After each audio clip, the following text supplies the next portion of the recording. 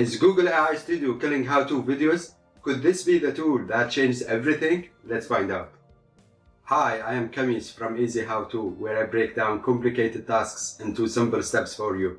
Let's dive in. As you know, people don't just watch how-to videos for answers. They watch to learn from someone who understands their challenges and speak their language. It's all about human connection. So while Google AI Studio is a game changer, it's not a replacement. Imagine it as a creative assistant. It helps streamline your process. Your unique perspective and creativity are irreplaceable. Now we have cleared up the confusion. Let me show you how you can use Google AI Studio to enhance your creativity. Specifically, I will show you how to create a professional thumbnail using Canva with AI as your assistant. Now we know why AI tools are valuable. Let's explore how to use Google AI Studio to level up your creativity. Starting with step 1. Step 1. Get Google AI Studio. Choose AI Studio, click the link below. By the way, it's free. Here's the interface. It's intuitive to use. Left sidebar, right sidebar, and the canvas here. First, let's start with the stream real-time feature. As you can see on the screen, you have the option to stream your microphone or camera, allowing you to interact with AI module in real time. But here's where it gets even better, the sharing screen feature. During this video, we will see it in practical, so stick to the end. Next, the right-hand sidebar displays the model choices. We are working with Gemini 2.0 Flash. The output format allows you to specify the type of response. On the output format, you have two choices, audio and text. Let's quickly look at all the three features. Talking to Gemini, show Gemini, share your screen. Show Gemini, use your webcam and get real-time feedback. Which feature do you like the most? Let me know in the comments below and I will create a video about it. Step 2. Share your screen feature. Today we are going to focus specifically on share your screen feature. This is incredibly helpful for showcase your workflow to the AI and letting it assist you directly. Here is where it gets interesting. I'm going to click on share your screen and select entire screen. Then we are gonna head to Canva to create a professional thumbnail with the help of Google AI Studio. But just before that, if you find this step helpful, subscribe for step-by-step guides. Let's move on to step 3, which is simplifying thumbnail with Gemini. I am planning to create a professional thumbnail for my YouTube video. Can you help me with that? No problem. You want to remove the background from the image you've selected. Click on the image you would like to use for the thumbnail, then click on the Edit Image button and find the Background Remover tool. Click it and Canva will automatically remove the background. Yes, that is the BG Remover button. Clicking it will remove the background from your selected image. How can I improve the quality of this image? It seems to be too bright. How can I adjust the brightness and make it stick out? Okay, to adjust the brightness of the image, click on the Edit Image button again, and in the panel that appears, you'll find options to adjust the brightness, contrast, saturation, and other image properties. I have clicked on edit.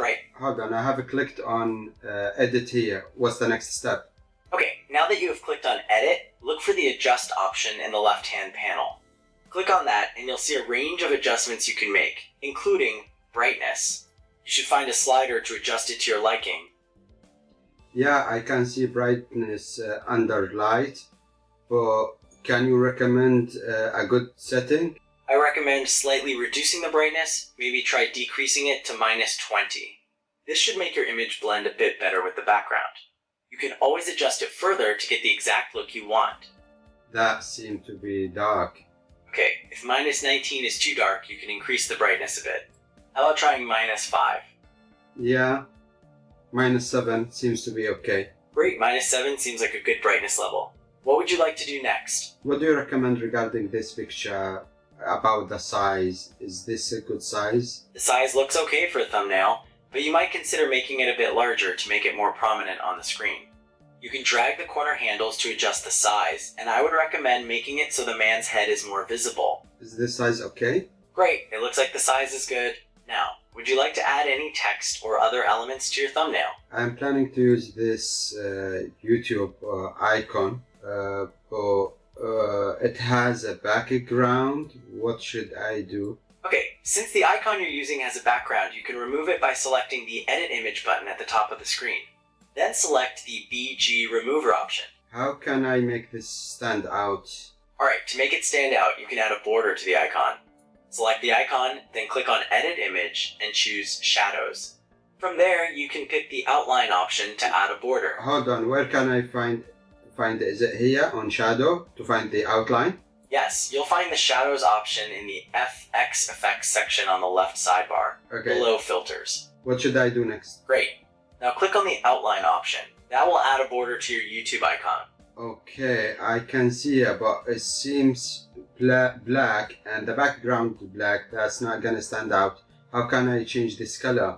Sure, you can change the color of the outline by clicking the color option at the bottom of the Shadows menu. Then choose the color you like. Where can I find it? You will find it right below the Size option in the Shadows menu.